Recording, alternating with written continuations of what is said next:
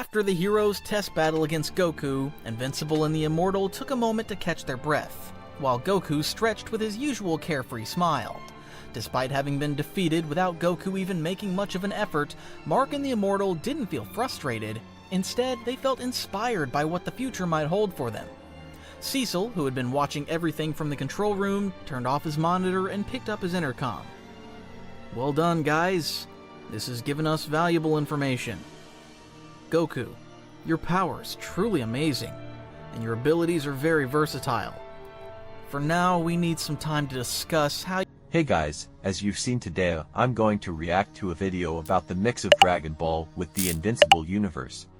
I ask that you leave a like if you like the story. The link to the original video is in the description. Let's see how far this theory will go. Yeah, after that I think we could all use a break. And I know a place where we can grab something to eat. Would you like me to take you, Goku? Absolutely! I'm more than eager to eat something. Would this really make sense in the Can I take Dragon him Ball outside universe? so we can eat? Maybe I can show him a bit of the city too. Cecil spent a couple of seconds thinking about Mark's request. He reasoned that Goku wasn't currently a threat, so he could allow it. Would this really make sense in the Dragon Ball universe? This is already starting out interesting. Let's continue. Just make sure he doesn't empty out the entire restaurant's kitchen.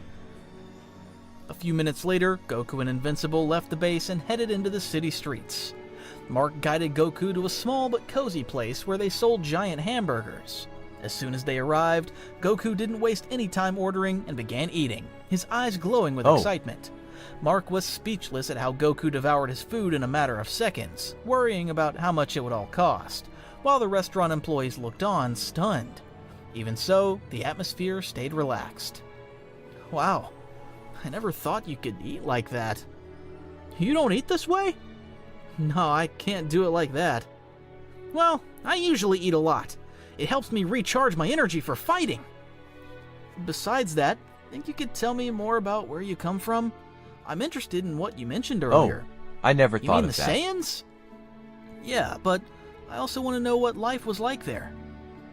Honestly, I don't know too much about the Saiyans, but I can tell you that almost all of them were wiped out when the planet they lived on exploded.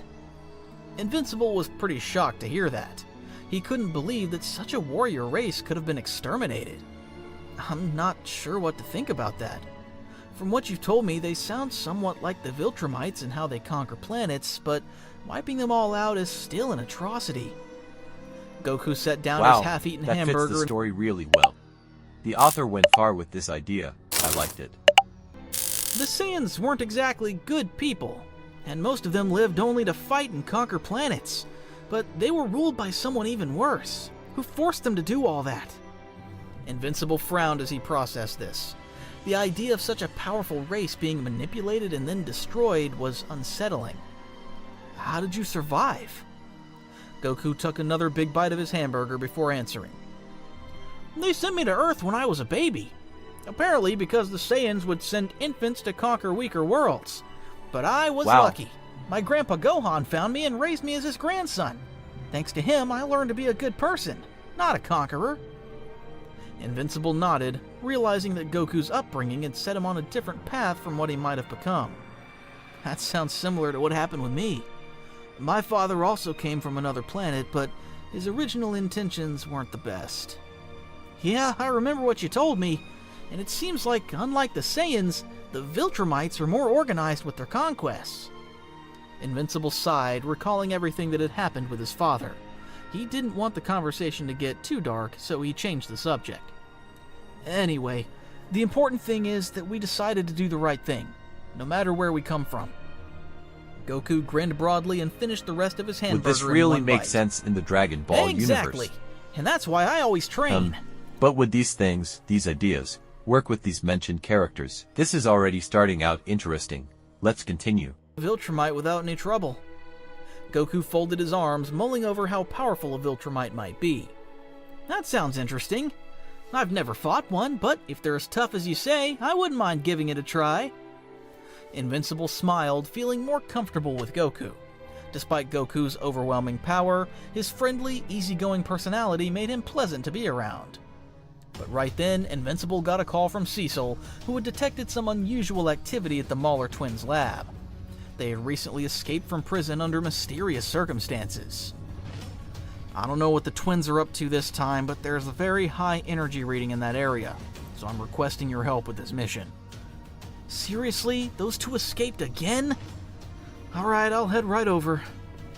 Bring Goku with you while you're at it. This will be a good chance. It makes sense, but I think there's a detail missing here. I don't know if Toriyama would let this go, huh? After that brief exchange, Invincible ended the call and turned to Goku as he stood up. Well, I guess you heard him. We gotta go. Goku had already finished eating and smiled excitedly. Great! It's just what I need to burn off my meal. Both of them shot out of the restaurant. This point of the theory was very well constructed. How fast they vanished. While flying through the city, Invincible felt more secure having Goku at his side. He knew this battle would be different with him as an ally. They streaked through the sky toward the Mauler's lab. As they flew, Mark glanced sideways at Goku, a bit surprised by his enthusiasm. I'm not sure what to expect from the Maulers this time, but if Cecil detected a high energy reading, they're definitely cooking up something big. That sounds fun. I like it when the enemies are strong. I like how you connected the alternative universes. I don't know if fun is the word I'd use, but at least we'll be ready for anything. What neither Goku nor Invincible knew was that the This leaves room for a lot of good stories, you know? Normal pacifist version from before he turned evil. He was the one who'd freed them from prison, but only so they could build a machine for all his variants and absorb their knowledge to improve life conditions in every reality. When they arrived, Goku and Invincible landed with caution. From the outside, the Mauler's lab looked more heavily fortified than before, causing Mark to frown. I wonder why this place is so reinforced. Don't worry, I'm sure we'll handle this in no time. After saying that, Goku quickly sensed the energy of the people inside the lab, surprised by how many there actually were. But what was most bizarre was that although several presences were inside, most felt exactly the same. If you are enjoying the video so far, please don't forget to like it, leave a comment, help us grow even more, send me videos so I can analyze and give my opinion. Let's continue. They broke through the walls to enter and locate the Mauler twins. Because of the tremors caused by the collapsing walls, the twins immediately realized someone had busted in. Damn, it looks like they know where we are. No time to lose. Luckily, the machine's already ready. Good. Then we have to use it right now. With that, the main Angstrom stepped up to a huge machine and connected his head to a helmet. He wasn't the only one linked to it, though. There were many Angstrom variants attached as well, all normal versions, but the main one was the one who could open portals to different universes. As mentioned before, the goal was to absorb all of his variants' knowledge in order to find the solutions to the world's problems. I liked the idea, even if it was a bit far-fetched. In the end, anything is possible in the Dragon Ball multiverse, right? Otherwise, it could be dangerous. But while the machine was still loading, Goku and Invincible made their way through the facility until they finally reached the Mauler twins and their equipment. Goku focused on them, noticing that both twins had exactly the same energy signature, as if they were the same person, confirming to him that they were clones. Meanwhile, the twins were surprised to see Invincible accompanied by someone they didn't recognize. Great. As if it wasn't enough before, now there's another hero. Do you really have to ruin everything? We're in the middle of a revolutionary breakthrough, something that will change all realities.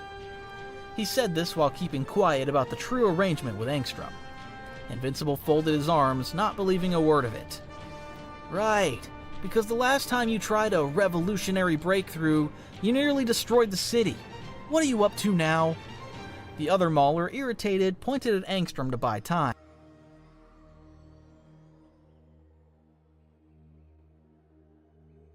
Illegal about that. Goku just tilted his head as he tried to figure out how the machine worked, without much success. And what's Another that supposed video to do that for made you? me think differently about the Angstrom story. opened his eyes and looked at both heroes with a calm expression. The goal is to pool the intelligence of all my variants so we can find solutions to the world's problems. Hunger, poverty, wars.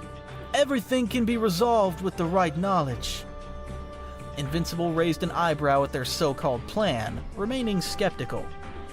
And how is this machine supposed to do that without blowing up? If you liked it, don't forget to comment and leave your like. I hope you enjoyed it. Remembering the original video is in the description. Be sure to watch it to support the original creator. This is just a reaction and opinion video. I hope you enjoyed it.